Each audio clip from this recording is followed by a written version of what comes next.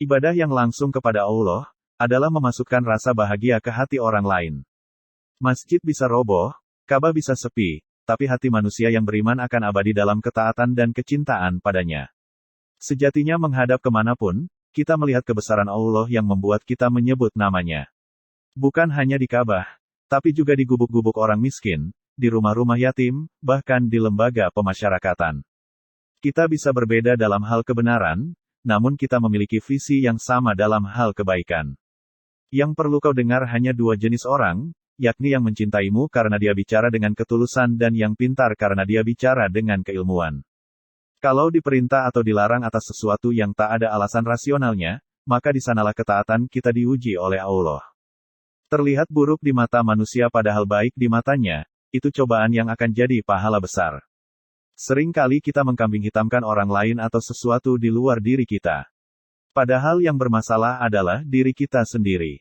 Begitu pula kadang kita mencari solusi di luar diri. Padahal solusi itu sebenarnya ada dalam diri. Kalau Nabi sabdakan bahwa, bumi ini semuanya masjid. Yang terpikir dalam benak saya bukan keberadaan Tuhan di bangunan kubah yang kita sebut masjid itu. Tapi di mana saya melihat Tuhan, dan menyebabkan saya bersujud padanya, di sanalah masjid. Dalam kepedihan apapun hikmah yang lebih besar terkandung dibanding kepedihan itu sendiri.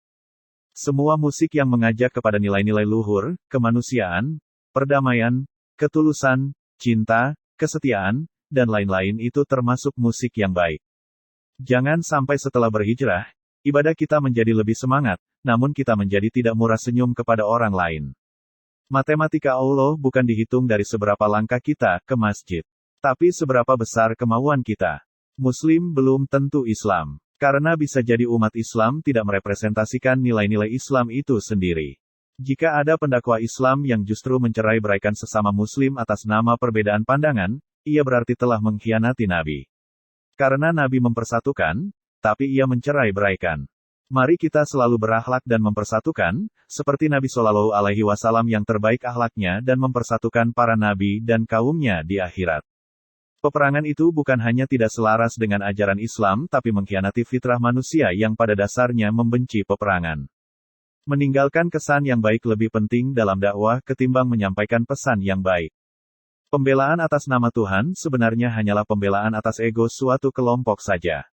Bagi saya, bentuk penistaan atas Tuhan adalah jika ada orang yang menghina orang miskin atau apapun ciptaannya.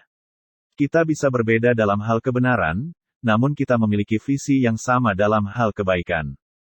Yang perlu kau dengar hanya dua jenis orang, yakni yang mencintaimu karena dia bicara dengan ketulusan dan yang pintar karena dia bicara dengan keilmuan. Tugasmu dari Tuhan itu jadi baik, bukan terlihat baik di mata manusia. Semakin mengaji, semakin kita paham betapa tak terbatasnya medan makna Al-Quran, dan betapa kerdilnya pikiran kita, sehingga kita terus semakin rendah hati. Bukan justru semakin sok. Ibadah adalah seni merayu Tuhan untuk mengetuk pintu hatinya. Banyak orang yang hanya berislam secara simbolik, tapi tidak berislam secara substansi. Beda itu nada. Maka, saya tak heran ada yang tak suka beda juga sekaligus tak suka nada. Saya memilih suka keduanya, karena keduanya sama-sama indah. Mengalah bukan berarti kalah, tapi justru puncak kemenangan. Dokter dan obat itu adalah perantara untuk mengetuk pintu kesembuhan yang diberikan oleh Allah SWT. Seorang ibu rela malu demi anaknya. Anak bab di tempat umum, nangis di pesawat TM, dan lain-lain. Dia tak peduli pada orang demi anaknya. Namun, dia kadang tidak rela malu atas ibunya yang bertingkah memalukan, misalnya karena ketinggalan zaman, pakaian yang tidak sesuai tren di pesta anaknya. Pembenci memikirkan yang dibenci, maka hidupnya selalu suram. Pecinta memikirkan yang dicinta, maka hidupnya selalu cerah. Terorisme itu nyata. Ia membunuh, ia membakar rumah ibadah. Sesedikit apapun teroris itu, mereka mengerikan. Karena jelas kata Quran, satu nyawa dibunuh tanpa alasan benar, seperti membunuh seluruh umat manusia. Mari bersama rapatkan saf barisan, melawan mereka. Pendapat kita benar, tapi bisa jadi mengandung kesalahan. Sedangkan pendapat orang lain salah, tapi bisa jadi mengandung kebenaran. Melukai dengan lisan lebih buruk daripada melukai menggunakan pedang. Tiap golongan itu punya pahlawannya, seperti tiap kaum punya nabinya. Saling hormati para pahlawan, seperti tiap umat harus hormati dari kaum lain. Yang paling aku takutkan adalah ketakutanku pada diri sendiri, kepentinganku, nafsuku, dan golonganku. Karena itu, dalam tasawuf, yang harus pertama kau urus dan kendalikan adalah egomu. Jika kita ingin menjadi manusia yang mulia, maka tak ada cara lain kecuali menyandingkan diri kita dengan Al-Quran. Begitu seseorang merasa pintar, maka saat itu ia berarti bodoh. Sebagaimana begitu seseorang merasa suci, saat itu ia sedang kotor. Guru adalah siapa saja yang mengajariku walau sehuruf. Maka, berakhlaklah pada siapapun, karena bisa jadi ia gurumu yang tidak kamu sadari. Nikmat terbesar Tuhan kepada kita adalah kemerdekaan. Kita diciptakan merdeka. Syukuri dengan mau menjadi diri sendiri. Jika seseorang itu bukan saudaramu dalam agama, maka dia saudaramu dalam kemanusiaan. Karena Islam seperti gelas bening yang saat diisi kopi ia seolah hitam, dan saat diisi jeruk seolah kuning, padahal ia tetap bening.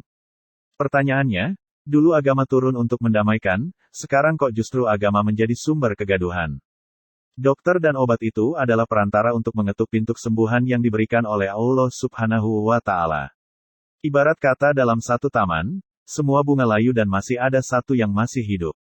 Ingin fokus kembangkan ke satu yang masih hidup, ketimbang meratapi dan menghakimi yang mati.